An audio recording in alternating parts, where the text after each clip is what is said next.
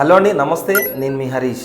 So మన India culture ఏంటంటే వారసత్వాన్ని పెంపొందించుకోవడం, వారసత్వాన్ని మనలాగా కాకుండా మనకంటే ఇంకొంచెం ఒక మెట్టు పైకి వెళ్ళాలనే ఉద్దేశంతో మనము వాళ్ళకి అందించిన టైప్స్ ఆఫ్, ఇప్పుడు ఒక్కొక్కరు కొంతమంది ఎడ్యుకేషన్ అందిస్తుంటారు, కొంతమంది ఎసెట్స్ అందిస్తుంటారు.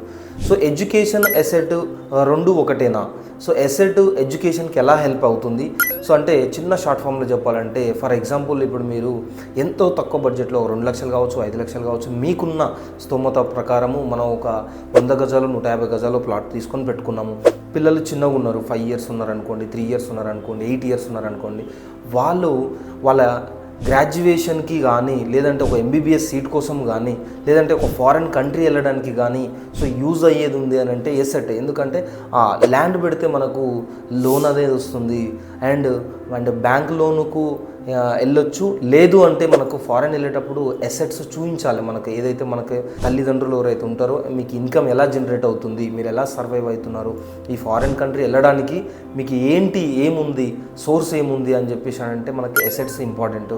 సో అందుకే ఎకరాలు ఉన్నవాళ్ళు ఉండొచ్చు, ప్రాబ్లం లేదు. ఎకరాలు ఉన్నా కానీ ల్యాండ్ అయితే మనకు తగ్గుతూ వస్తుంది, పాపులేషన్ పెరుగుతూ వస్తుంది. కాబట్టి ఉన్నంతలా ఎంత ఎకరాలు ఉన్నవాళ్ళు ఇంకెకరాలు కొనుక్కోవచ్చు, లేని వాళ్ళు గుంటలలో కొనుక్కోవచ్చు, గజాలలో కొనుక్కోవచ్చు.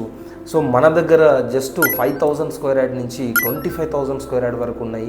అది కూడా మనకు DTCP విత్ రేరా సర్టిఫైడ్ తోటి అండ్ EMI ప్రాసెస్ కూడా ఉన్నాయి మనకు. సో మరింత ఆలస్యం స్క్రీన్ పైన కనపడుతున్న నెంబర్కి కాల్ చేయండి. ఛానల్ మాత్రం సబ్స్క్రైబ్ చేయండి. Thank you very much. నేను మీ హరీష్.